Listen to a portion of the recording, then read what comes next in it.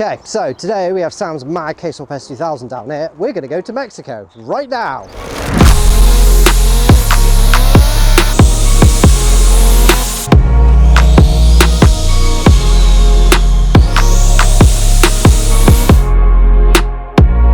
Let's go.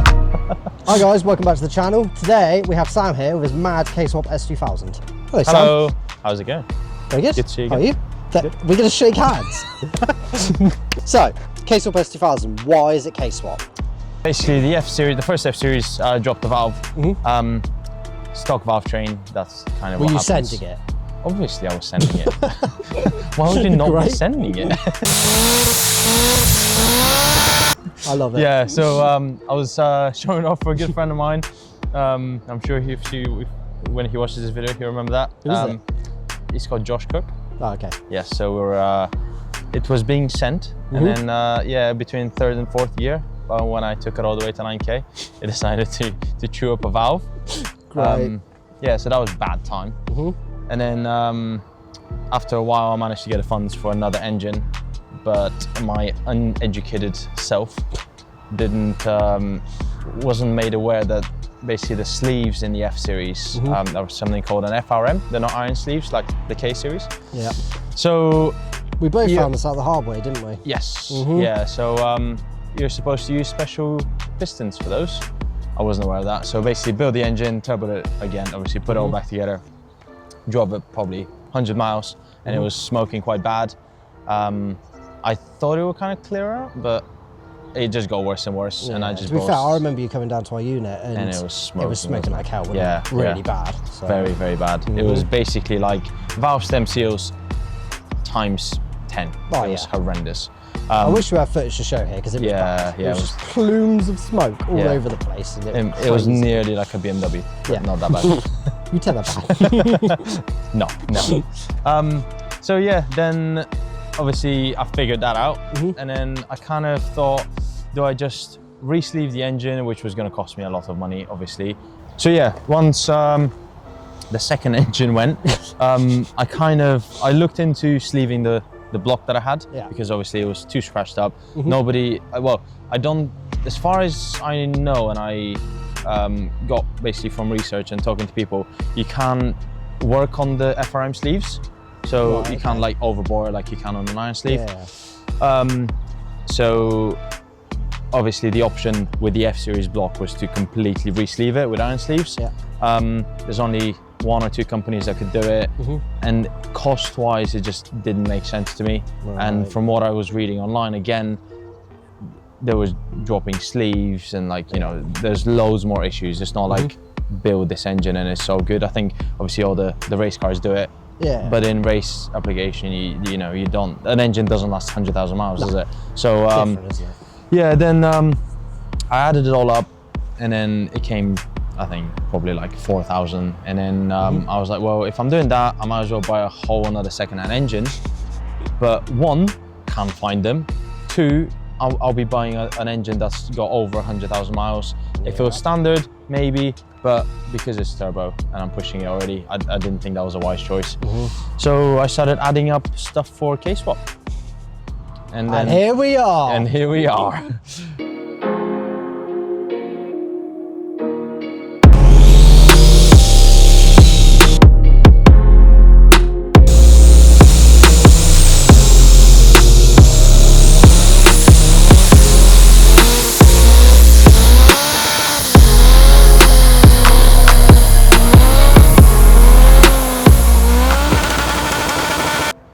So, I want to see the engine bay. Here it is. How exciting. Yeah, basically it fits the... It fits. That's what you've got. Yes, it fits. It fits. They're basically very, very similar, like overall in dimensions. That must have made it quite easy. In terms of like physically fitting it in the engine bay. Yes, yeah, it fits. You can basically, if you remove the crossbar, that S2000 have just behind the radiator and in front of the engine, it makes it a lot easier because I can undo everything and just the whole thing with gearbox comes out. It makes it really easy. Obviously, custom mounts, adapter plate from T7, that comes with flywheel. Great Oh, was that combo. to make the S2000 box fit? Correct, yeah. It's still got S2000 gearbox. So it's just the engine. S2000 box and diff? Yes, all S2000 All of drivetrain. it's S2000, yeah? all stock. Yeah, and then just custom engine mounts made by myself. Yeah. You made the engine mounts? I did, yes. That's cool. It's only a bit of metal and glue. Yeah. Metal glue. Metal and glue? Yes. Wowee. Oh, spray paint as well. Yep. Because Oh, they will that's rust good. otherwise. Yep. Yeah, so custom engine mounts to be sat on the actual OEM S2000 mounts, Okay. because everybody knows K20s vibrate a lot. This one kind of vibrates a lot, but it's, I So think would you do the OEM S2000 mounts with brackets to make it fit? Yeah, basically Right. just I've remade the bit that sits on the top of the mount to the engine. Right, Just got you. yeah, some girthy pipe and yeah. thick plates. We like Gav. Yes. Yeah, it's a custom turbo manifold that I made ages ago. I basically got bored of lockdown. I bought a TIG welder. It was supposed to be so I can fix my loud exhaust that I bought on eBay, and then just spiraled out of control. Funny enough, you did a good job. And he did our exhaust as well.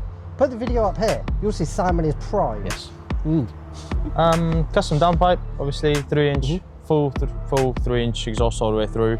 Yeah. Intercooler, it's a Mishimoto 4.5-inch core.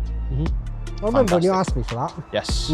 I had like one of those eBay ones on before, and it was just horrendous. It was just, every time you do a pull, it would just climb like 10 degrees. Yeah. This one goes down by about 10 to 15 degrees. It's crazy. So yeah, idle temps, obviously unless I'm sat in traffic for like 5-10 minutes, I don't see anything over 30 degrees, even in the heat weather, even in the hot weather. I guess again, it is the biggest intercooler you could fit. Yes, I'm it's pretty sure literally, you phoned up and you were like, this is the specific exact core size I want. Yeah. Anything else, don't want it. Yeah. Need to make it work. it's as big as physically you can fit. There's obviously the crash bar. Yeah. So yeah, I'm very restricted. Obviously you got the radiator behind it. So yeah, I thought it was gonna restrict like flow and everything, but with the Mishimoto radiator, yeah, no issues whatsoever. No It's overheating. basically like the best cooling system and the biggest intercooler wise you can fit in there, isn't it? So Yeah. if you have cooling problems, you won't be able to do much about it. No, exactly. With the cooling system, obviously because it's K series, I used T7 designed thermostat and everything. Thermostat, Yeah, so I just welded on some AN16 lines to everything. Intake manifold is just the stock S2000 intake manifold with an adapter plate. Oh yeah, that's the K2F, isn't it? Yes, K2F adapter that's it. plate. Yeah. So turbo. What turbo are you running? I can tell you what turbo he's running. Yeah, why don't you tell us what turbo I'm running? So, turbo. Sam phones me up one day. Oh, the whole story, okay. We're gonna have the whole story of this one. Sam phones No me up worries. and he's like, hey, guess what? My turbo's smoking. I really need a new turbo. And I'm like, okay. I was on the dyno. He was on the dyno, yeah. And he was like, I really need to get a turbo. And I was like, well, I've got a turbo bolted to my car. Do you want a new one or do you want that? And he's like, let's go with that. So Sam turns out, well, you start with your dad, didn't you? Yeah. And then, He picked me up. yeah, he just took it off my car, left me stranded. He was happy. Yeah. I wasn't. Hey, your car was on the ramp with no wheels. We don't go over that. Okay, sorry, cut that out. My car was fully built. Cat! So his turbo is a, was it a Pulsar Pulsar. GTX 3582? Correct, I think it is. Yeah. You can say the rest. You know the rest of it. Certainly because it was my turbo. So it's a GTX 3582, as you mentioned. Yeah. Nothing really special about it. It spins. Yeah. It makes boost. It does make very good noises, doesn't it? Makes very, very Let's cut good to that noises. right now. Fuel system, what are you running for that? It's a in-tank fuel pump. I don't have surge tanks or anything like that. Right. It's a DW400 fuel pump. I've just upgraded the wiring to it because the stock wiring is obviously a lot smaller than it should be for that pump. ID 1050 injectors, and that's it. Fuel pressure regulator, obviously from AEM. Important question, how much power is it running? So on wastegate, it has about 450, 440, something like Right, that. okay. Still good power, Yeah. just on gate. Yes, when you turn it up, it's 540. That's what it dynoed at. On a dyno, I got it tuned at. Right. But it also, with the 3-port boost solenoid, it spools up a lot faster. Yeah. As you felt earlier. Yep. That was fun. Yes. So it's a lot more drivable when it's like off boost controller and just on wastegate. but it's pretty spicy when it's on. Oh yeah. Yeah, because that gate shuts and it makes I all remember the you power just and flicking the switch and be like, "Hey, guess what? We're on full boost now." and then it just wheel fun. spins. Yeah. No, these the tires are pretty good. Yeah, nice. So what about the exterior? Exterior, so a friend of mine bought these wheels for his drift car. Right, okay. And I kind of put one on just to see what it would look like because it's the correct stuff button, jump style. And I kind of said, yes, these are the wheels I want. So I have never seen these wheels on an S2000 before. No. Stroms. Yeah, Strom isn't. I guess they're mainly drift wheels, aren't they? Yeah, exactly. Well, it says literally drift on It them. does say drift on it. They're not exactly, you know, I think they're awesome. They're heavy, but they're pretty strong. Like I've seen videos of people running with like that massive lip. There's complete chunks missing and they still hold pressure. And they get slid around. So yeah, I'm happy. I think they look pretty good. And it's because they're very unique. Exactly, yeah. Because they're 18s, the choices for the wheel, for the tires I have a lot more variety. Yeah.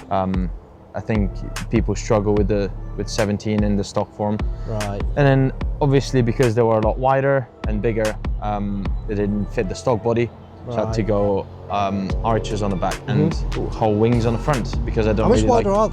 are they? So the front wings, I think they're plus 55. Oh, okay. The back is plus 35. Right. But OEM, the front wheels are further in, so now they're actually square. Yeah. So the whole car, like the Good offset is all the same. Yeah. I really like it. Very, very wide. Yeah. Very wide. It is. And the 10.5J on the back with a 275 tire Jesus. helps a lot. What about the front? Front is just 9.5, just standard 225 size width, sorry. I guess again, rear wheel drive. Yes. Better off on the rear, aren't you? Exactly, yeah, that's it. It goes pretty well, like in the wet and everything, just wheel spins first and seconds, but sometimes. I bet that's so much fun though. Yes, yeah, it is, yes. And it just gets sent straight to the limiter, and then everybody loves a K20 Limmy Bash. Yes. Do you think it sounds like a K20? The turbo Do you changes prefer the it a sound lot. before or after? Well, between K and F? Yeah. I don't think it's any different. Do you not? No. It's very Honda, isn't it? Yes, yeah, 4-cylinder classic Honda stuff. No, I don't think it's any different. I know, annoyingly, because the way the exhaust is routed, the flow goes on the left side on the passenger side. Right. I know for a fact it sounds a lot better in the passenger seat than it does in the driver's seat, which That is must very make you annoying. so sad. Yeah, it does, because when the tuner did it, I let him drive it because he's always wanted an S2000, and yeah, I let him drive it, and I was like, it sounds a lot better in the passenger seat, and I kind of wish I never did that. It's so sad now for I your know own about car, it. isn't it? Yeah, but it's fine. It still sounds pretty good. Top down on a B road is just amazing. Yeah. It's a little bit too fast for a B road, and yeah, it definitely outdrives it me. is. So yes. So a lot of people watching this are going to either own an S2000 or just know a bit about them.